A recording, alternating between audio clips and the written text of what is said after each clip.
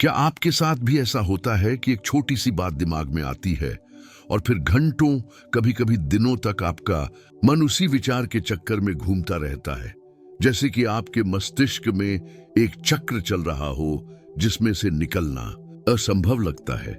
यह अति चिंतन या ओवर थिंकिंग का जाल है जिसमें आज की तेज रफ्तार दुनिया में हम में से अधिकांश लोग फंसे हुए हैं। आज हम आपको एक ऐसी बौद्ध कथा सुनाएंगे जो अति चिंतन के इस जाल से निकलने का मार्ग दिखाएगी। ये कहानी आपको सिखाएगी कि कैसे वर्तमान में जीना और अपने विचारों को नियंत्रित करना संभव है। बुद्ध और व्याकुल भिक्षु की कहानी एक बार की बात है जब बुद्ध के एक शिष्य भिक्षु आनंद अत्यधिक परेशान और व्याकुल थे। वह बुद्ध के पास आए और बोले, भगवान, मेरे मन में विचारों का तूफान है। मैं भविष्य के बारे में निरंतर चिंता करता हूँ। क्या होगा अगर मैं अपने साधना पथ पर असफल हो गया? क्या होगा यदि मैं कभी निर्वाण प्राप्त नहीं कर पाया? क्या होगा अगर मैं आपके उपदेशों को ठीक से नहीं समझ पाया? मेरे मन में हजारों प्रश्न और चिंताएं हैं जो मुझे रात में सोने नहीं देती और दिन में ध्यान लगाने नहीं देती। बुद्ध ने शांति से मुस्कुराते हुए आनंद से कहा, क्या तुम मेरे साथ नदी किनारे तक चलोगे? आनंद सहमत हो गए और वे दोनों पास की नदी की ओर चल पड़े।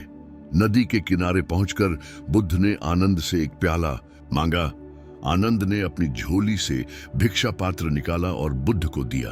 बुद्ध ने वह प्याला नदी के गंदे पानी से भर लिया और आनंद से बोले, इस पानी को देखो, यह कितना मैला और गंदला है। क्या तुम इसे पी सकते हो?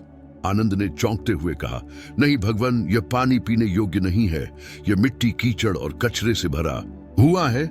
बुद्ध ने मुस्कुराते हुए कहा, ठीक है, तो हम इसे रख देते हैं और कुछ देर बाद देखेंगे। उन्होंने प्याले को नदी के किनारे रख दिया। फिर बुद्ध ने आनंद से पूछा, क्या तुम्हारे मन में जो विचारों का तूफान है उसके बारे में बात करना चाहोगे? आनंद ने अपनी सारी चिंताओं और डर के बारे में बात की। वह बोले कि कैसे उनका मन एक विचार से दूसरे विचार पर कूदता रहता है और कैसे वह अपने अतीत की गलतियों और भविष्य की संभावनाओं के बीच उलझे रहते हैं।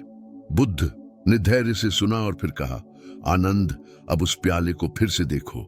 आनंद ने प्याले की ओर देखा और आश्चर्य से पाया कि पानी अब साफ हो गया था। मिट्टी और कचरा नीचे बैठ गया था और पानी की सतह स्वच्छ थी। बुद्ध बोले, आनंद, यह प्याला तुम्हारे मन जैसा है। जब तुम निरंतर सोचते रहते हो, चिंता करते हो और विचारों को उथल पुथल करते हो तो तुम्हारा मन इस गंदले पानी जैसा हो जाता है। लेकिन जब तुम शांत होकर बैठते हो और अपने मन को स्थिर होने देते हो, तब विचारों की मिट्टी नीचे बैठ जाती है और मन की स्वच्छता उभर आती है। आनंद ने गहरी सांस ली और समझ गया कि उनकी समस्या का समाधान उनके विचारों को रोकने में नहीं, बल्कि उन्हें शांत होकर बैठने देने में था। अति चिंतन का बौद्ध दर्शन में मन को एक बंदर के समान माना जाता है जो एक शाखा से दूसरी शाखा पर कूदता रहता है, कभी स्थिर नहीं होता। इसे मंकी माइंड कहते हैं। अति चिंतन इसी मंकी माइंड का एक रूप है, जहां हमारा मन एक विचार से दूसरे विचार पर कूदता है और हम इस प्रक्रिया में अपनी शांति और वर्तमान क्षण को खो देते हैं। बौद्ध दर्शन के अनुसार अति चिंतन का मूल कारण अविद्या या अज्ञान है, यथार्थ की सच्ची प्रकृति का अज्ञान। हम भूल जाते हैं कि जीवन क्षण भंगुर है और हम अपने विचारों से अधिक हैं। हम अपने अतीत से चिपके रहते हैं या भविष्य की चिंता में डूबे रहते हैं, जबकि वर्तमान क्षण हमारे हाथों से फिसलता जाता है। बुद्ध ने सिखाया कि मध्यम मार्ग न तो अति चिंतन में डूबना और न ही सोचना बिल्कुल बंद करना, वह है जो हमें संतुलन और शांति तक ले जाता है।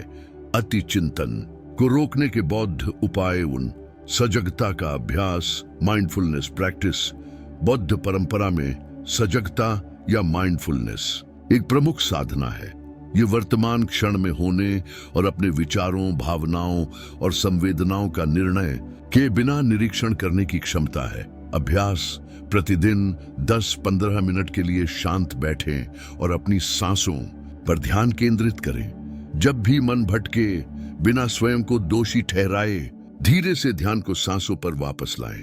इस अभ्यास से आप अपने विचारों से पहचान हटाना सीखेंगे और उन्हें बहते हुए देख पाएंगे।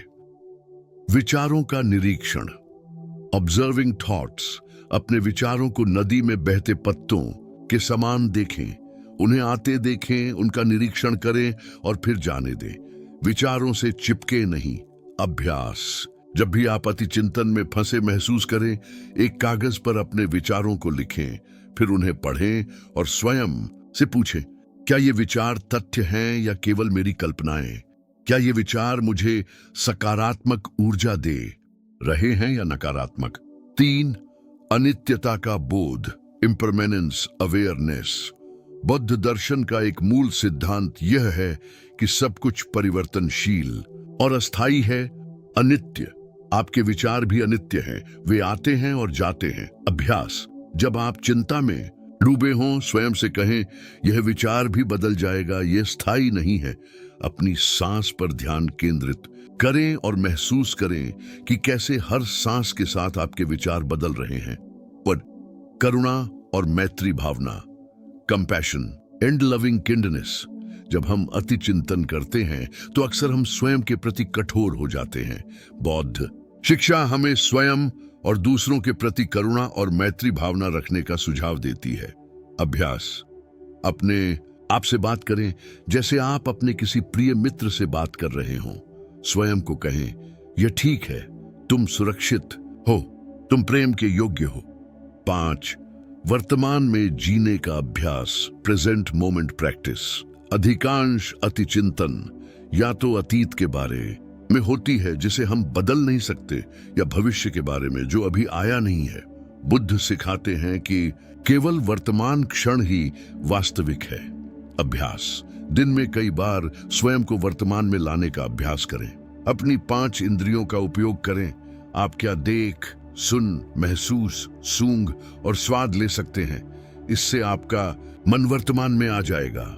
आनंद का परिवर्तन वापस हमारी कहानी में आनंद ने बुद्ध के मार्गदर्शन में इन तकनीकों का अभ्यास करना शुरू किया। धीरे धीरे उन्होंने अपने विचारों को केवल विचार के रूप में देखना सीखा, न कि वास्तविकता के रूप में। जैसे जैसे उन्होंने माइंडफुलनेस का अभ्यास किया, उन्होंने पाया कि उनका मन उस स्वच्छ पानी के प्याले की तरह निर्मल होने लगा। एक दिन जब वे बुद्ध के साथ ध्यान में बैठे थे, आनंद ने महसूस किया कि विचारों का तूफान शांत हो गया था। विचार अभी भी आ रहे थे, लेकिन अब वे उन्हें बादलों की तरह देख पा रहे थे, आते हुए, जाते हुए। लेकिन अब वे इन बादलों से अपनी पहचान नहीं बना रहे थे। आनंद ने बुद्ध से कहा, भगवान, मैंने समझा है कि मैं अपने विचारों से अधिक हूं। जब मैं वर्तमान में रहता हूं तो चिंता का बोझ हल्का हो जाता है। बुद्ध ने मुस्कुराते हुए कहा, आनंद, यही ज्ञान का प्रारंभ है।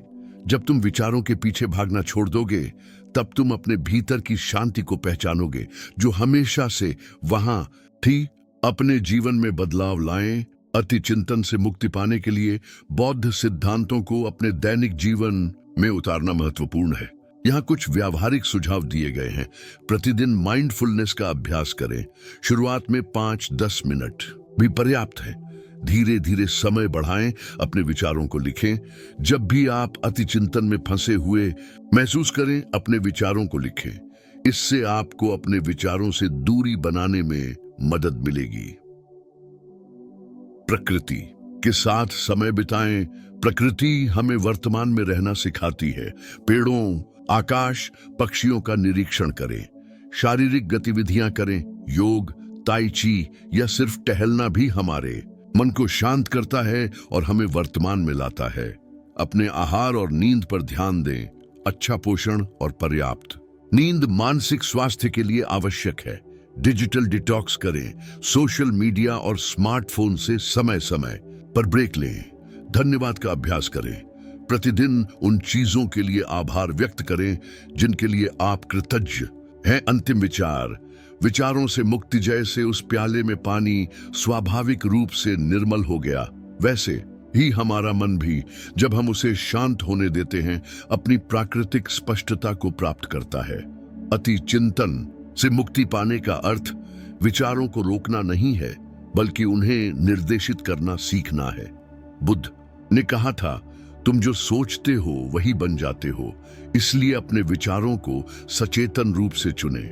जब आप अपने विचारों को नदी की धारा की तरफ बहते हुए देखने लगेंगे, तब आप पाएंगे कि आप विचारों के स्वामी हैं, न कि दास। अंत में याद रखें, अति चिंतन से मुक्ति का मार्ग एक दिन में नहीं बनता, यह एक यात्रा है। इस यात्रा में उतार चढ़ाव आएंगे, दिन होंगे जब आपका मन फिर से विचारों के जाल में फंस जाएगा। ऐसे समय में स्वयं के प्रति दयालु रहें और धीरे धीरे अभ्यास को फिर से शुरू करें। हर दिन हर प्रयास के साथ आप अपने मन के प्याले को और अधिक निर्मल बना रहे हैं।